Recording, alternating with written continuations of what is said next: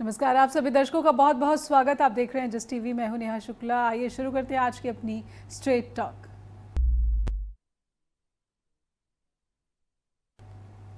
तो पाकिस्तान के साथ भारत का संघर्ष और तनाव की स्थिति, और इस बीच चीन जो है अपना प्रभुत्व और अपना प्रभाव लगातार स्थापित करने और इसको प्रदर्शित करने पर भी आमदा नजर आ रहा है। हाल ही में बीजिंग में अफगानिस्तान के जो कार्यवाहक विदेश मंत्री है आमिर खान मुत्ताकी, उन्होंने पाकिस्तान के अपने समकक्ष इशक डार, जो कि पाकिस्तान के डिप्टी प्राइम मिनिस्टर भी हैं, उनके साथ भी बातचीत की है। और इस परिस्थिति ने कहीं ना कहीं भारत की चिंताएं ज़रूर बढ़ा दी है, इसमें इजाफा कर दिया है।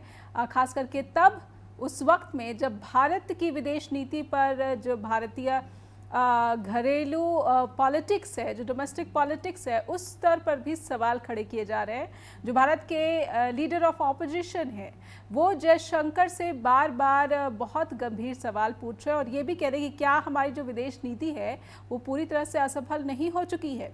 तो कुछ सवाल हमारे स्ट्रेट टॉक के भी हैं। आइए अपने दर्शकों के सामने इन सवालों को रखते हैं और समझने की कोशिश करते हैं कि क्या अब ये परिस्थिति भी नज़र आने लगी है कि जो साउथ एशिया है यहाँ पर भी भारत अलग थलग क्या पड़ रहा है, या फिर चीन उसे अलग थलग बनाने की कोशिश कर रहा है। अफगानिस्तान तक चीन पाकिस्तान आर्थिक गलियारा, इसका विस्तार होगा, ये एक औपचारिक ऐलान पाकिस्तान की तरफ से किया गया है। बीजिंग ने इसे अनौपचारिक बैठक करार दिया है, लेकिन हाँ, ये बात तय है कि जो पाकिस्तान और चीन का आर्थिक गलियारा, इसका विस्तार अब काबुल तक लेकर जाया जाएगा। ये चीन की भी मंशा है। भारत इस प्रोजेक्ट का, चीन की इस प्रोजेक्ट का लगातार विरोध करता रहा है। और ऐसे में बड़ी बात यह है कि क्या चीन की उपस्थिति में डार और मुत्ताकी की जो मुलाकात हुई है, इसे किस नज़रिए से देखा जाए। खास करके भारत की परिस्थितियों के हिसाब से, भारत और पाकिस्तान के बीच चल रहे संघर्ष के हिसाब से इसे किस तरीके से देखा जाए। पाकिस्तानी विदेश मंत्री इशक डार की हालिया चीन यात्रा को कैसे देखा जाए। क्षेत्रीय सहयोग, शांति का हवाला दिया जा रहा है, लेकिन क्या ये मात्र क्षेत्रीय सहयोग तक सीमित है, या फिर कहीं ना कहीं संघर्ष की परिस्थितियों में शांति के नाम पर कुछ बड़ी तैयारी या फिर भारत विरोधी लामबंदी की ये बड़ी तैयारी दिख रही है। क्या दक्षिण एशिया में, हमारा फिर से एक बड़ा सवाल कि क्या दक्षिण एशिया में अलग थलग भारत को करने की कवायद चीन में जुटा हुआ है। और आइए इन तमाम सवालों को समझने की शुरुआत करेंगे हमारे आज के मेहमान, जो कि फॉरेन इश्यूज एक्सपर्ट है, प्रोफेसर ब्रह्मदीप अलूने। उनका स्वागत कर लेते हैं। प्रोफेसर ब्रह्मदीप अलूने, बहुत बहुत स्वागत स्ट्रेट टॉक के मंच पर। जी प्रोफेसर, मैंने कार्यक्रम की शुरुआत में जो बातें रखी हैं और कुछ सवाल भी रखे हैं। इस बैठक को कुछ दिन गुजर चुके हैं, बीजिंग में ये बैठक हुई है। उसके बाद से सबसे पहला जो सवाल मन में आता है कि वही अफगानिस्तान के कार्यवाहक विदेश मंत्री है जिनसे पाकिस्तान के साथ संघर्ष की स्थिति में विदेश मंत्री जयशंकर ने फोन पर बातचीत की थी, और कहीं ना कहीं अफगानिस्तान खुलकर पाकिस्तान के साथ संघर्ष की स्थिति में भारत के साथ खड़ा हुआ था। और यही नहीं, जब पाकिस्तान ने आरोप लगाया कि भारत का जो मिसाइल है वो अफगानिस्तान तक पहुंचा, और इसका खंडन किया अफगानिस्तान के कार्यवाहक विदेश मंत्री ने। लेकिन अब मुत्ताकी 10 दिन ही गुजरे थे कि पहुंच गए बीजिंग और इशक डार के साथ 1-to-1 डायलॉग में शामिल हो गए। इसे किस तरह से देख रहे हैं? क्या भारत के लिए समस्याएं खड़ी करने पर आमदा लग रहा है चीन? ये सब कुछ चीन के नेतृत्व में, या फिर अफगानिस्तान का लालच? जी नेहा जी, देखिए, जो राष्ट्रहित होते हैं वो हमेशा यथार्थवादी राजनीति के साथ चलते हैं और अंतर्राष्ट्रीय राजनीति में यथार्थवादी हितों को देखा जाता है। दुनिया भर में मानवाधिकार, लोकतंत्र, ये जो चीजें ये बहुत पीछे छूट गई है, और जो संयुक्त राष्ट्र के मापदंड हुआ करते थे वो भी बहुत पीछे छूट गए। इसका सबसे प्रमुख कारण ये है कि जो अमेरिका की जो अध्यायवाद कहें आप, अमेरिका का प्रभाव कहें, अमेरिका की कहें, तो उसने जो अमेरिका के निजी हित थे उसको अंतर्राष्ट्रीय स्तर पर जिस प्रकार से अमेरिका इस्तेमाल करता रहा, उसने चीन को एक स्पेस दे दिया। और यही कारण है कि अब चीन उस स्पेस का फायदा उठाकर धीरे धीरे एक एक राष्ट्र तक जाता जा रहा है। लेकिन जब बात दक्षिण एशिया की आती तो निश्चित तौर पर भारत के लिए चिंता होना वाजिब है, लाजमी ही चिंता होना। और सबसे बड़ी बात यह है कि जो अफगानिस्तान है वो हमारे लिए रणनीतिक तौर पर बहुत महत्वपूर्ण है, खासकर अफगानिस्तान और ईरान, क्योंकि दोनों देशों की जो सीमाएं हैं वो सीमाएं पाकिस्तान से लगती है और भारत से इनके बहुत मजबूत संबंध है।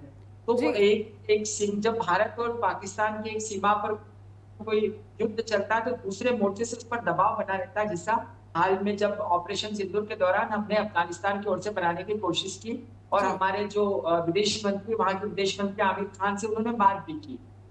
अब इन सब में एक बात तो स्वीकार करना होगा कि पिछले 1 डेढ़ दशक में चीन जो है वो भारत के लिए बहुत बड़ी समस्या बन गया है। जी। खासकर जो दक्षिण एशिया की राजनीति, वहां तो बहुत बड़ी समस्या बन गया, क्योंकि समय के साथ जो हमारी निर्णायक बढ़त हुआ करती थी दक्षिण एशिया में, इवन निर्णायक स्वीकार्यता हुआ करती थी, वो बहुत प्रभावित हो गई है। और उसकी शुरुआत मालदीव से हुई, पाकिस्तान से हमारे संबंध खराब है, श्रीलंका से हमारे संबंध जो है वो राजनीतिक पार्टी पर आधारित हो गए, नेपाल में भी ये हालात हैं, जो भूटान है वो बहुत ही तटस्थ जैसा देश है जो चीन की ओर झुक रहा है, तो जी। और म्यांमार में सैन्य सत्ता की मिलाकर भारत की जो भू रणनीतिक स्थिति है वो बहुत चुनौतीपूर्ण है। और चीन ने इस भू रणनीतिक स्थिति का बहुत जबरदस्त तरीके से फायदा उठाया है। अब अफगानिस्तान तो कुछ दिनों पहले भारत के साथ खड़ा था, निश्चित तौर पर अब चीन की यदि वन बेल्ट वन परियोजना से वो जुड़ता है तो चीन वहां पर करोड़ों डॉलर लगाएगा, अरबों डॉलर खर्च करेगा, और जब अरबों डॉलर खर्च करेगा तो चीन की कम से कम ये अपेक्षा तो होगी कि वो कूटनीतिक स्तर पर जो है वो अफगानिस्तान उसका सपोर्ट करे। और जी। अफगानिस्तान ने सीधे से एक बयान भी दे दिया कि वो अपनी धरती से चीन के खिलाफ कुछ भी नहीं होने देंगे। इसका मतलब उनका इशारा सिंजियांग प्रांत की ओर था। तो भारत के लिए चीन एक बहुत बड़ी चुनौती है, न केवल पाकिस्तान की दृष्टि से लेकिन पूरे दक्षिण एशिया की दृष्टि से। महासागर में आप देख लें, और सबसे जी। बड़ी बात है कि चीन से जिस प्रकार से हम निपट सकते थे रूस से दबाव बनाकर, तो वहां पर भी चीन कूटनीतिक तौर पर हमसे आगे निकल गया है। अब रूस और चीन के बहुत मजबूत संबंध हो गए हैं। तो ऐसे में भारत जो है वो एक बहुत कठिन परिस्थिति में अपने आप को पा रहा है, और यहाँ से बेहद सतर्कता और सावधानी से आगे बढ़ने की जरूरत है। इसमें हमारी कोशिश यह रहती है कि हम किसी सैन्य मोर्चे के भागीदार नहीं बने, लेकिन क्या हम चीन से मुकाबला कर पाएंगे? क्या चीन से मुकाबला करते हुए हमने जिन अलग अलग परियोजनाओं का सपना देखा था, उन परियोजनाओं के लिए हमारे पास पैसा है? क्या हम पैसा खर्च कर पाएंगे? तो जी। ऐसे बहुत सारे प्रश्न हैं जो भारत को परेशान करते हैं। लेकिन हाँ, अफगानिस्तान, चीन और पाकिस्तान का जो त्रिकोण बना है नेहा जी, वो निश्चित तौर पर भारत के लिए जटिलता उत्पन्न कर सकता है। जी, आपने कहा कि ये जो त्रिकोण है ये भारत की मुश्किलों में एक गंभीर तरीके से इजाफा को दर्शाता है।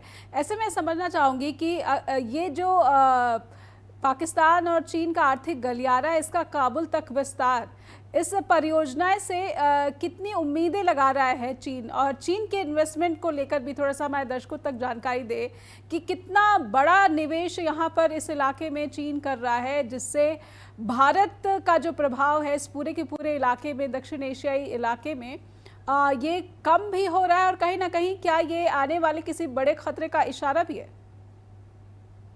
देखिए, जहां तक आप अफगानिस्तान की बात करें नेहा जी, तो पिछले कुछ समय पहले तो ये हालात थे कि चीन ने अफगानिस्तान में निवेश करने से मना कर दिया, जी। और तालिबान सरकार चीन को मना रही थी।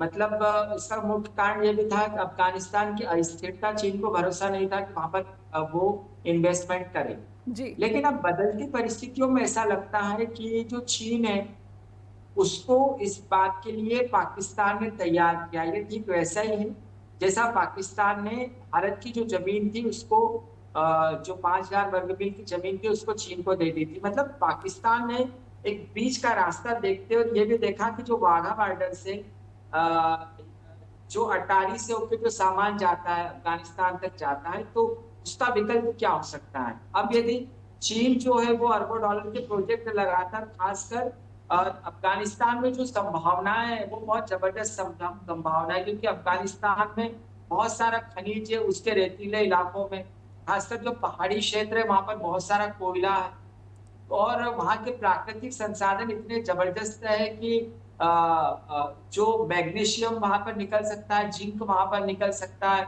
जी। इवन ये भी हो सकता है कि उन पहाड़ियों में यूरेनियम की संभावनाएं भी बनती है।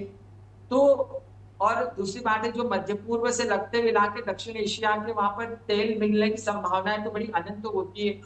तो चीन जो है, चीन ने अभी क्लियर नहीं किया कि उसके प्रोजेक्ट किस तरीके से काम करेंगे या वो अफगानिस्तान में कितना इन्वेस्टमेंट करना चाहता है, लेकिन उसकी बहुत स्पष्ट सोच है कि वो पाकिस्तान से होके काबुल से अफगानिस्तान से जो रास्ते हैं वो फिर ईरान से लेकर तुर्की टर्की तक जा सकते हैं। इसका मतलब है कि ये एक ऐसा इलाका है जहां से चीन जो है यूरोप में प्रवेश कर सकता है।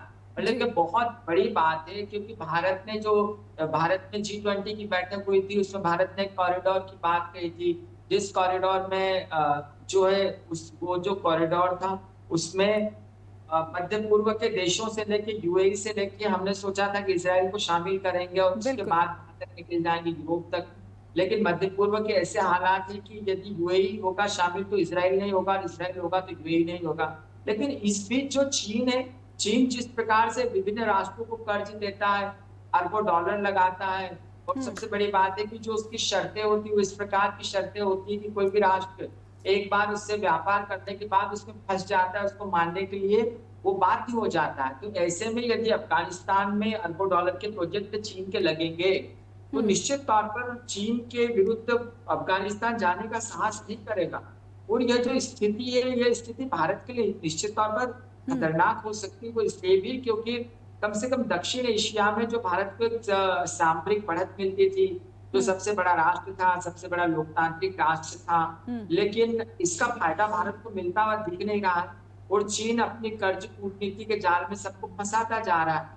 तो अब आने वाले समय में यदि काबुल इस परियोजना में शामिल हो रहा है तो जाहिर सी बात है कि चीन से लेके पाकिस्तान, काबुल, ईरान और टर्की, ये पूरा का पूरा जो कॉरिडोर बनेगा तो इसमें पाकिस्तान के सामान को आयात होने के लिए बहुत सारी संभावनाएं बढ़ जाएगी। अफगानिस्तान से ज्यादा व्यापार होने लगेगा।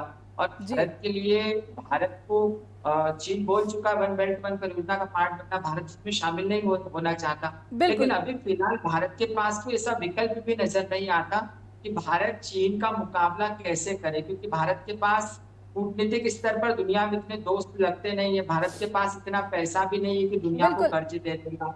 तो ऐसे में भारत क्या करेगा, बड़ी चुनौती है। बिल्कुल, ऐसे में भारत क्या करेगा, बड़ी चुनौती है। लेकिन कहीं ना कहीं अफगानिस्तान की भूमिका को भारत ने बहुत अहमियत दी है। तालिबान सरकार के साथ जिस तरीके से संबंधों को आगे बढ़ाया जा रहा था विदेश मंत्री जयशंकर के नेतृत्व में, उस संबंधों को इस वक्त आप कैसे देख रहे हैं, खास करके तब जब कुछ दिन पहले ही जयशंकर ने अफगानी विदेश मंत्री को फ़ोन कर उनसे बात की थी, उनका आभार व्यक्त किया था कि आपने संकट की घड़ी में हमारा साथ दिया, इसके लिए आपका बहुत बहुत धन्यवाद। तो फिर उस डायलॉग का क्या, या फिर अब तक की जो प्रक्रिया या फिर अब तक की जो बातचीत रही है उसका क्या एक झटके में भारत का साथ जो है अफगानिस्तान यहाँ पर पीछे छोड़ रहा है और चीन के साथ आगे बढ़ने का उसने फैसला कर लिया है? और अगर ऐसा है तो चीन की तरफ से जो निवेश है उसके आगे भारत का जो निवेश है उसकी क्या परिस्थिति है? एक ब्रेक के बाद लौटते हैं। तो दक्षिण एशिया में भारत की बढ़ती मुश्किलें और इन मुश्किलों को बढ़ाने पर आमदा चीन, और इसके तरफ भारत क्या बिल्कुल ऐसी परिस्थिति में जकड़ा हुआ खुद को महसूस कर रहा है जिस स्थिति से निकलने के लिए अभी इसके पास जो है बहुत कोई मजबूत रास्ता या फिर उम्मीदें नज़र नहीं आ रही। हमारे साथ प्रोफेसर ब्रह्मदीप अलूने जुड़े हुए हैं। प्रोफेसर ब्रह्मदीप अलूने, भारत के निवेश को भी अगर मैं चीन के समानांतर आंकूं तो ये कोई कम नहीं है। हाँ, ये बहुत सही बात है कि चीन ने काफ़ी ज़्यादा इन्वेस्टमेंट अफगानिस्तान में कर रखी है, लेकिन भारत और अफगानिस्तान के तो पारंपरिक संबंध रहे। बेशक तालिबान सरकार के साथ जो है उस स्तर का संबंध नहीं स्थापित हो सका है, लेकिन मुझे याद आता है कि अफगानिस्तान का एक वाणिज्यिक दूतावास मुंबई में भी शुरू हुआ तालिबान सरकार का। तो कहीं ना कहीं जो तालिबान सरकार को मान्यता देने की बात आती है जब, तो भारत की तरफ से जो इस तरह की गतिविधियां हुई हैं जिसे तालिबान सरकार ज़रूर नोट करेगी। और सबसे बड़ी बात की जब निवेश की भी बात है भारत की तरफ से, या फिर मुझे याद आता है कि कोविड काल में मानवीय मदद और जिस तरीके से वैक्सीन की मदद पहुंचाई गई थी अफगानिस्तान में, ये तमाम वो बातें हैं जो भारत याद दिला सकता है अफगानिस्तान को। जी जी, देखिए, सबसे पहली बात तो यह है कि तालिबान या अफगानिस्तान के लिए भारत तब तक प्रासंगिक था जब तक कि अफगानिस्तान या तालिबान को दुनिया भर से पैसे नहीं मिल रहे थे। तब तक प्रासंगिक था जब तक कि भारत वहां पर ज्यादा से ज्यादा पैसा खर्च कर रहा था, अपनी परियोजनाओं को चला रहा था। जी। दूसरी बात यह है कि भारत से इतने मजबूत संबंधों के बावजूद अफगानिस्तान पर से जो प्रतिबंध थे, वैश्विक प्रतिबंध वो नहीं हट पाए और अफगानिस्तान इस कारण से बहुत परेशान है। वो चाहता है कि तालिबान को मान्यता मिले और उस पर से वैश्विक प्रतिबंध हट जाए। अब न तो अमेरिका ने ऐसा किया, न भारत ने ऐसा किया, न फ्रांस ने ऐसा किया, न ब्रिटेन ने ऐसा किया, किसी ने नहीं किया। और वहां की जनता मर रही है। वहां की जनता जब भूखे मरेगी तो तालिबान का देश में विरोध होगा और तालिबान नहीं चाहता कि उसको आंतरिक विद्रोह का सामना करना पड़े, क्योंकि यदि ऐसा होता है तो फिर वहां पर आईएसआईएस, अलकायदा, जो आईएसआईएस का खुर्रम ग्रुप है, ये उसके सामने, अब तालिबान के सामने असंख्य चुनौतियां हैं। और जी एक दूसरी बात यह भी कि वो जो है वो कबीलों के आधार पर बटा हुआ देश है, जहां पर की बहुत ही जबरदस्त तरीके से संघर्ष होते रहते हैं। अब ऐसे में भारत जो है, भारत के साथ लंबा सहयोग तब होता जबकि उसके साथ वैश्विक सहयोग चलता। लेकिन बात यही है, जो अमेरिका है वो अपने हितों के आगे, या जो विश्व है वो मानव अधिकारों का संरक्षण तो कर नहीं पा रहा है, लेकिन उसके चक्कर में अधिकांश देश वो संयुक्त राष्ट्र से छिटकते जा रहे हैं और चीन, ईरान, उत्तर कोरिया जैसे देश हावी होते जा रहे हैं। अब वैश्विक प्रतिबंधों से जूझते हुए देश में चीन अरबों डॉलर खर्च करता है, तो फिर उससे अफगानिस्तान को गुरेज क्यों होगा। दूसरी बात यह है कि भारत उसके लिए कितना उपयोगी। देखिए, अफगानिस्तान के लिए भारत बहुत उपयोगी था तब जबकि अफगानिस्तान में लोकतंत्र था, तब कि अफगानिस्तान के लोग भारत पढ़ने आते थे।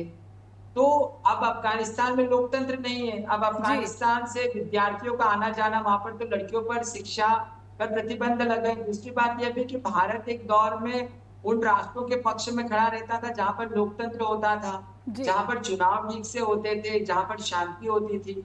लेकिन अब भारत भी वो प्रतिबद्धताओं को छोड़ गया है। तो ऐसे में चीन जैसे जो देश है वो हावी हो गए हैं। कई लोकतंत्र समर्थक भारत से अपेक्षा करते हैं, म्यांमार हो या अफगानिस्तान, की भारत जो है वो विरोध करे तालिबान सरकार का। भारत ने विरोध नहीं किया है।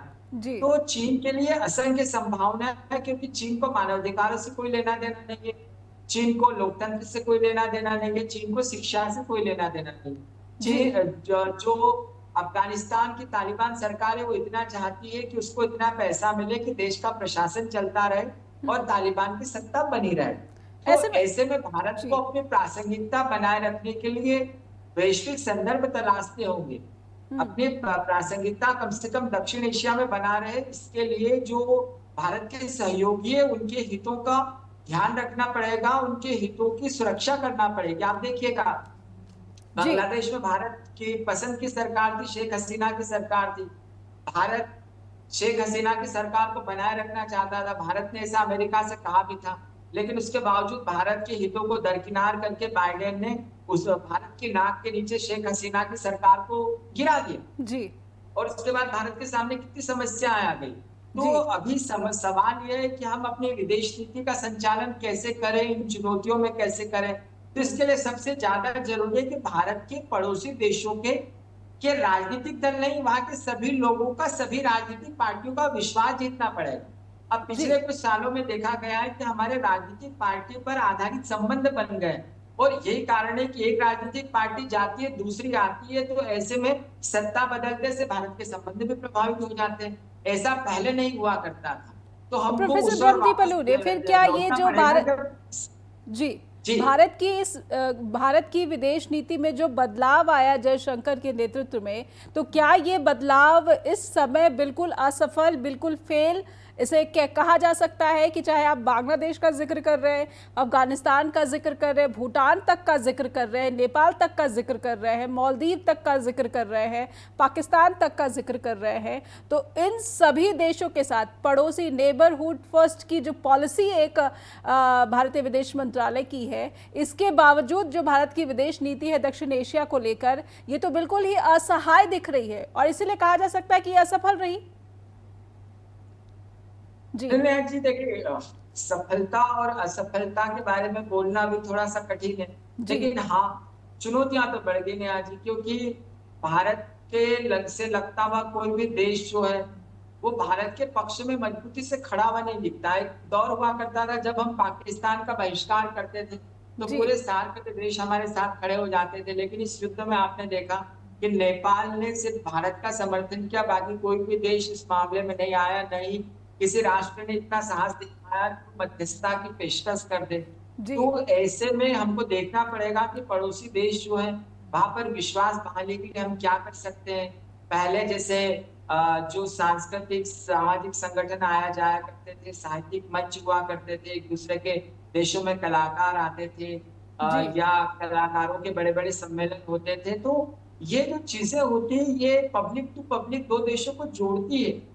तो हम जो political party to political party जो हमारे रिलेशनशिप डेवलप हुई है, यदि वो घातक है, यदि उससे हमारा नुकसान हो रहा है, तो हम पब्लिक टू पब्लिक डिप्लोमेसी को क्यों नहीं बढ़ावा दें। और इसकी जरूरत है नेहा जी, क्योंकि भारत जो है वो एक विविधतापूर्ण देश है। जी यहाँ पर सभी धर्मों के बड़े बड़े धार्मिक स्थल है। तो दूसरे देशों में हमारे नागरिक जहां या नहीं जाए, लेकिन दूसरे देशों के जो नागरिक है वो भारत में भरपूर आ सकते हैं। और इसका फायदा जब पब्लिक टू पब्लिक जो डिप्लोमेसी होती है उससे सभी राजनीतिक पार्टियों पर दबाव होता है। तो हमको चीन का मुख्य, देखिए चीन पर एक कम्युनिस्ट राष्ट्र है। यहाँ पर मैं जोड़ना चाहूँगी, जो मेरा अभी तक का जो मेरी ऑब्जर्वेशन है इस पूरी परिस्थिति को, पीपल टू पीपल, जब आप पब्लिक टू पब्लिक कनेक्शन की बात करते हैं तो भारत का जो संबंध है पीपल टू पीपल अन्य देशों के साथ, पड़ोसी देशों के साथ, वो लगातार कमज़ोर हुआ है। और ये कहीं ना कहीं जो कमज़ोर कड़ी है वो भारत की राजनीति से निकल कर आती है। तो क्या ये वजह भी है जो कि विदेश नीति को अप्रभावी और गैर प्रभावी बना रही है? नहीं जी, देखिए हम माने न माने, लेकिन एक बात तो हमको स्वीकार करना पड़ेगी कि भारतीय उपमहाद्वीप के जो सभी देश है वो एक मजबूत सांस्कृतिक संबंधों से बने। जी तो वो हमारी कमजोरी नहीं होना चाहिए, वो हमारी स्ट्रेंथ होना चाहिए। और वो स्ट्रेंथ इसलिए होना चाहिए क्योंकि भारत दक्षिण एशिया का सबसे बड़ा देश है। जी तो हम उसको कमजोरी नहीं बनने देंगे। यदि कोई राजनीतिक निर्णय यदि बाधा बन रहे हैं ऐसी चीजों में, तो हमको उसको बाधा नहीं बनने देना चाहिए। और यही दूरदर्शिता है जिसका बिल्कुल। भारत को ध्यान रखना पर उस चाहिए। और दूरदर्शिता में कहीं ना कहीं जो है भारत चूक रहा है। इसलिए कुछ सवाल मेरे हैं कि पाकिस्तान और अफगानिस्तान, इन दोनों देशों के बीच लगातार हमने देखा है कि बीते कुछ समय में तनाव बढ़ा है। इसके बावजूद अगर मुत्ताकी बैठकर और इशकदार बैठकर बातचीत कर रहे हैं तो सिर्फ और सिर्फ इसमें चीन का जो रोल है इसे ही श्रेय नहीं दिया जाना चाहिए, बल्कि भारत की भूमिका पर भी सवाल उठने लाजमी है। क्योंकि जब मैं बात करती हूँ कि डूरन लाइन सीमा हो, टीटीपी हो, पश्तून राष्ट्रवाद हो, इन दोनों ही देशों के बीच में इन तमाम मसले हैं। अगर भारत की कूटनीति ज़्यादा संजीदा होकर इन मसलों को अफगानिस्तान के साथ डिस्कस करे तो हो सकता है कि पाकिस्तान के साथ संकट के समय में जिस तरीके से अफगानिस्तान ने खुलकर साथ दिया था, कम से कम उस परिस्थिति में अफगानिस्तान जो है वो भारत के साथ ही खड़ा रहे। एक ब्रेक लेते हैं, ब्रेक के बाद लौटेंगे। प्रोफेसर ब्रह्मदीप अलूने हमारे साथ लगातार जुड़े हुए हैं। बात यह है कि भारत क्यों दक्षिण एशिया में अलग थलग पड़ता हुआ दिख रहा है, खास करके तब जब पाकिस्तान के साथ संघर्ष को लेकर उसकी कूटनीति पर सवाल उठाए जा रहे हैं। और भारत के जो सांसद हैं उनका प्रतिनिधिमंडल कई देशों का भ्रमण कर रहा है ये बताने के लिए कि पाकिस्तान आतंकवाद का समर्थन करता, आतंकवाद का संरक्षण करता है और आतंकवाद का जो है वित्त पोषण करता है। इसके बावजूद दुनिया जो है पाकिस्तान को जो है नहीं कोस रही, ना ही पाकिस्तान की निंदा तक कर रही है। भारत कहीं ना कहीं वैश्विक स्तर पर भी एक लड़ाई आतंकवाद के खिलाफ लड़ रहा है और दुनिया के देशों का साथ जो है पाना चाहता है, हासिल करना चाहता है। ये संघर्ष की घड़ी है। एक छोटा सा ब्रेक लेंगे, स्ट्रेट टॉक के साथ लौटेंगे ब्रेक के बाद। फिर से स्वागत है आपका। आप देख रहे हैं स्ट्रेट टॉक और हम समझने की कोशिश कर रहे हैं कि दक्षिण एशिया में भारत की जो परिस्थितियां हैं वो इतनी जटिल और चुनौतीपूर्ण क्यों बनती जा रही है और भारत की जो विदेश नीति है इस मौके पर कितनी संवेदनशील परिस्थितियों का सामना कर रही है। प्रोफेसर ब्रह्मदीप अलूने, मैं समझना चाहूँगी कि चीन की ये तमाम जो कोशिशें हैं कहीं ना कहीं उसकी विस्तारवादी नीति के साथ साथ जो उसकी महत्वाकांक्षाएं हैं, लेकिन उसकी कमज़ोरियां भी बहुत ज़्यादा हैं। पाकिस्तान और भारत के संघर्ष के बीच चीन के मिसाइल पर बहुत सवाल उठ रहे हैं। बावजूद इसके चीन पाकिस्तान को 50% डिस्काउंट पर मिसाइल देने को भी तैयार हो गया है। ये 5th जनरेशन का जो है मिसाइल बताया गया है। क्या आप चीन की उस चिंता को भी देख रहे हैं इस सभी प्रयासों के बीच जिसमें उसके हथियारों पर सवाल खड़े हुए हैं और भारत की सैनिक क्षमता का लोहा पूरी दुनिया ने माना है? नहीं देखिए, चीन जो है वो एक आर्थिक महाशक्ति बनना चाहता है और चीन का बहुत क्लियर विजन है कि उसको अपने आर्थिक सरोकारों को पूरा करना है। बेल्ट एंड परियोजना उसका वही प्रोजेक्ट है, सीपीसी जो पूरा का पूरा प्रोजेक्ट है। जी। अब चीन जो है वो हथियारों के मार्केट में भी दस्तक दे रहा है। वह चाहता है कि दुनिया में उसके हथियार ज्यादा से ज्यादा खरीदे जाए, क्योंकि अभी दो चार खिलाड़ी हैं हथियारों की दुनिया में। एक अमेरिका है, एक फ्रांस है, एक जर्मनी है और एक रसिया है। ऐसे चार पांच देश है जो मूलतः हथियारों को बनाते हैं और दुनिया के बाजार में खपत करते हैं। जी। अब जो किसी भी देश के जो हथियार बनाते हैं वो हथियार तभी पॉपुलर हो सकते हैं जबकि युद्ध के मैदान में उनका प्रयोग किया जाए। हम्म। तो चीन जो है वो बहुत ही शातिराना तरीके से यह अवसर दे रहा है कि कैसे भारत के साथ युद्ध के मैदान में हथियारों का उपयोग हो। दूसरी बात यह है कि भारत जो है वो आत्मनिर्भर हो रहा है। भारत अपने हथियारों का प्रोडक्शन कर रहा है। भारत हथियारों को बेच भी रहा है, लेकिन भारत जो है वो दुनिया में किसी अभी ऐसा भारत का कोई कंपटीशन नहीं है किसी देश के साथ कि भारत हथियारों में कितना आगे जाता है। जी। तो जी। अब ये भारत को तय करना है कि भारत कितने अत्याधुनिक हथियार बनाकर दुनिया में बेचना चाहता है। लेकिन हाँ, एक बात तो बहुत स्पष्ट है कि जो ऑपरेशन सिंदूर है उसके बाद जो धीरे धीरे जो पर्दे खुल रही है या जो तथ्य सामने आ रहे हैं, जो युद्ध में उपयोग किए गए हथियार, उससे यह जरूर पता चलता है कि चीन के जो बनाए प्रोडक्ट है वो बहुत विश्वसनीय नहीं होते। खासकर आप सुरक्षा को लेकर ले लें या विमानों को लेकर ले लें, तो इसमें चीन को अभी बहुत आगे जाना है। दूसरी बात यह है कि चीन के जो वैज्ञानिक है उनके बारे में कहा जाता है कि उन्होंने तकनीक को चुराया है अधिकांश दूसरे देशों में। इवन अमेरिका ने तो चीन के वैज्ञानिकों पर नजर रखना शुरू कर दी और वो जो पहले जो दोनों देशों के जो वैज्ञानिक एक दूसरे के देशों में आते जाते थे तो इस पर बहुत सारी रोक भी लगा दिए। जी। तो निश्चित तौर पर हथियार और प्रौद्योगिकी के क्षेत्र में भारत की जो धाक है वो बनी है, लेकिन इसका मतलब ये नहीं कि भारत जो है हथियारों के वैश्विक बाजार में बहुत बड़ी ताकत बन गया, ऐसा नहीं है। और चीन का इससे यहाँ पर फायदा हो रहा है कि चीन बखूबी देख रहा है कि युद्ध के मैदान में उसके हथियार कहाँ पर खड़े हैं। तो जाहिर सी बात है कि आने वाले समय में पाकिस्तान जो हथियारों का उपयोग करेगा वो और परिष्कृत होकर आएंगे। तो ये तो टेक्नोलॉजी पर निर्भर करता है, लेकिन भारत की टेक्नोलॉजी जो है वो बेहतर नजर आती है चीन के बजाय। नेहा जी। बिल्कुल, भारत की टेक्नोलॉजी बेहतर नज़र आती है, लेकिन कूटनीति पर सवाल और विदेश नीति पर सवाल लगातार हर गुजरते दिन के साथ जो है गंभीर होते जा रहे हैं। मैं अब आपका ध्यान अमेरिका की तरफ आकर्षित करना चाहूँगी। जब बात चीन की आती है तो अमेरिका के साथ उसकी प्रतिद्वंदिता स्वतः सामने आ जाती है। अमेरिका के जो हित है वो अफगानिस्तान में भी स्थित है और पाकिस्तान में भी स्थित है। क्या अमेरिका अफगानिस्तान को चीन के खेमे में जाने देगा और भारत ऐसे में क्या उम्मीद लगा सकता है कि उसका सबसे करीबी जो मित्र है अमेरिका, उसे इस परिस्थिति में ज़रूर एक बड़ा सहारा बनेगा अमेरिका, या फिर बिल्कुल स्वतंत्र और संप्रभु जो विदेश नीति है उसी पर टिका हुआ भारत रहेगा? क्योंकि इस वक्त जो भारत की परिस्थिति है वो इसकी मल्टी अलाइनमेंट फॉरेन पॉलिसी की वजह से है और सब इसी को कोस रहे हैं। जी।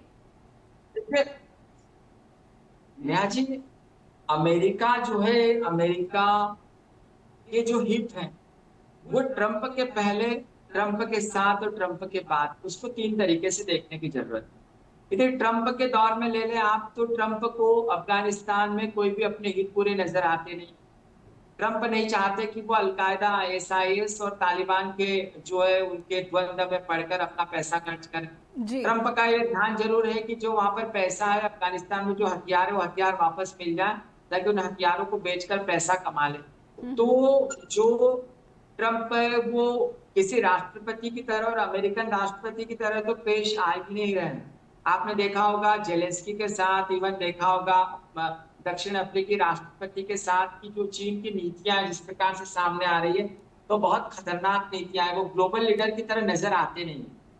अब ऐसे में अमेरिका ने तो समझ लीजिए आपकी अफगानिस्तान को छोड़ दिया है, क्योंकि अफगानिस्तान में उसके कोई हित है नहीं और वो चाहता नहीं अमेरिका की वो अपना पैसा वहां पर खर्च करे, क्योंकि जाहिर सी बात है वियतनाम में इतने सालों तक रहे, वियतनाम को नहीं जीत पाए, इराक में रहे, इराक को नहीं जीत पाए, अफगानिस्तान में 20 साल सेना रही तो सेना ने क्या किया, बहुत सारे सवाल है। अब आप जब यदि भारत के हितों की बात करते हैं तो देखिए भारत को बहुत तय करना पड़ेगा सबसे पहले तो भारत की जो मूल समस्या नजर आ रही इस दौर में, वो है बहुपक्षवाद की नीति।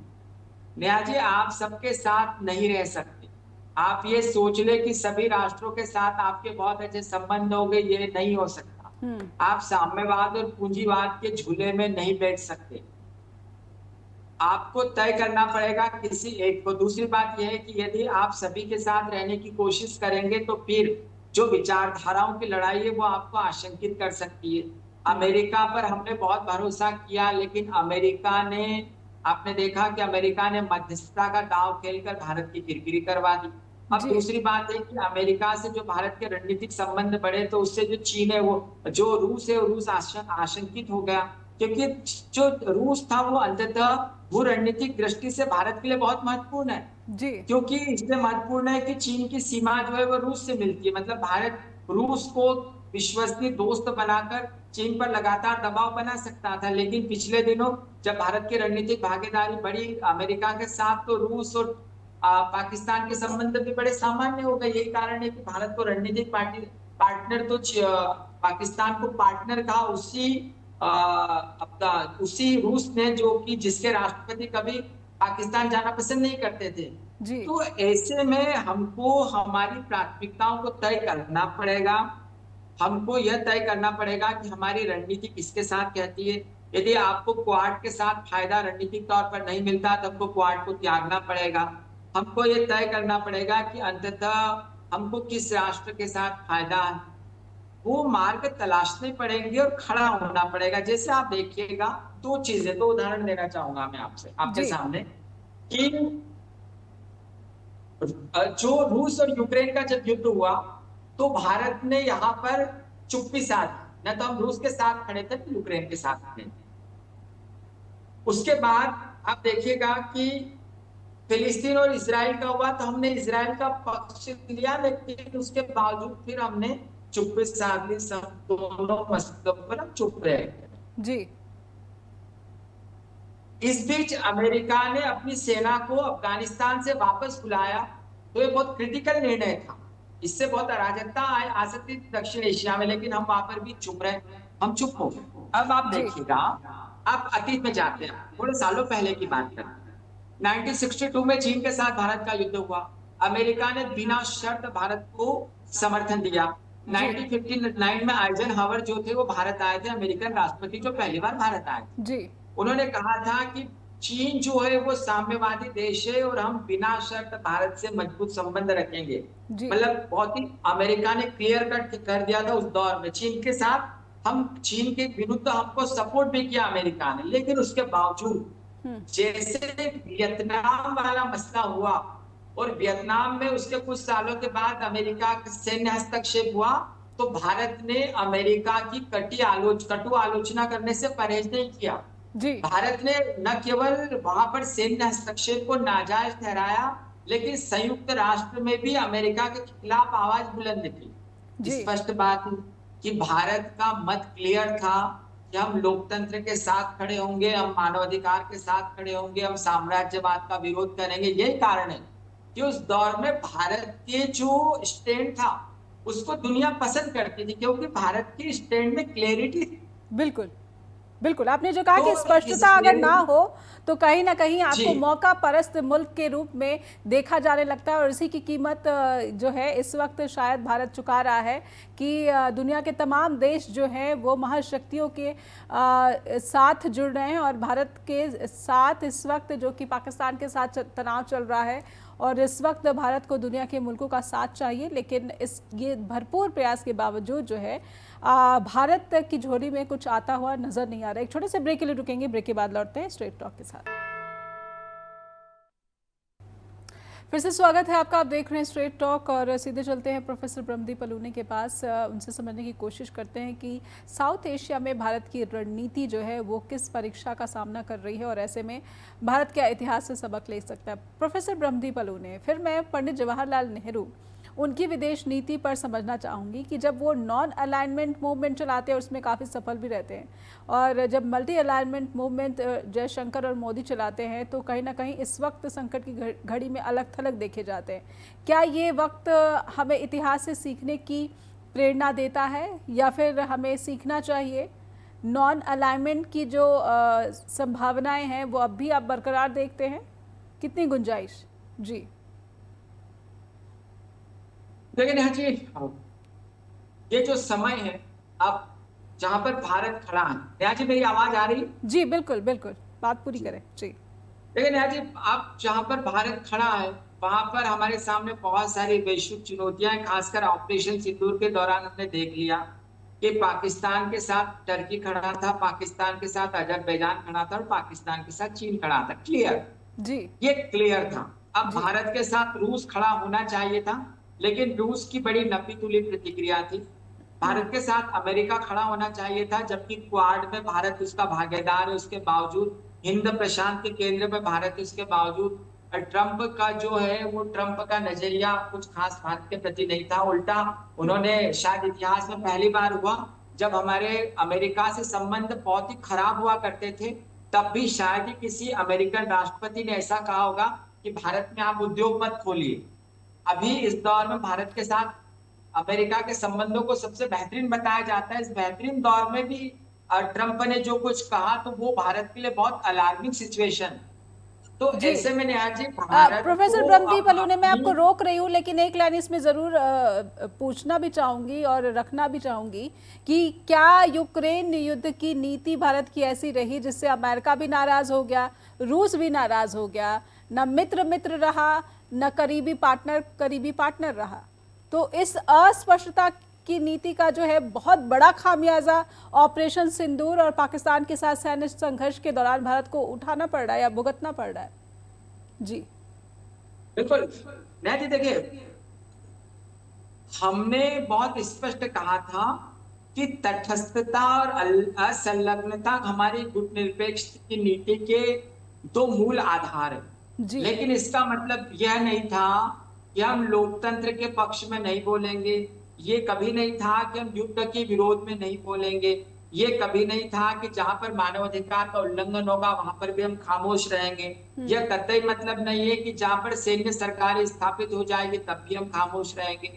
तो ये जो चीजें यहाँ पर जो हमारी ढुलमुल नीतियां हुई है, उसके कारण जो दुनिया में निरपेक्ष छवि थी भारत की वो बहुत प्रभावित हुई है। और यही कारण है कि अब जो हमारी भूमिका है वो बहुत विश्वसनीय भूमिका नहीं रही।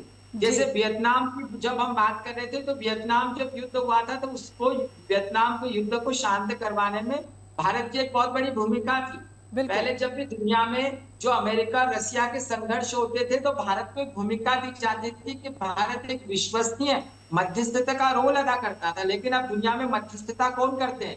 सऊदी अरब जैसे देश करते हैं जो कट्टरपंथ के प्रतीक है, कतर जैसे देश करते हैं जहां पर लोकतंत्र का नामो निशान नहीं है, जी यूएई जैसे देश, तुर्की जैसे देश करता है, तुर्की जैसा देश करता है जो कि खुद एक कट्टरपंथी जो है विचारधारा वाले देश में जकड़ता जा रहा है।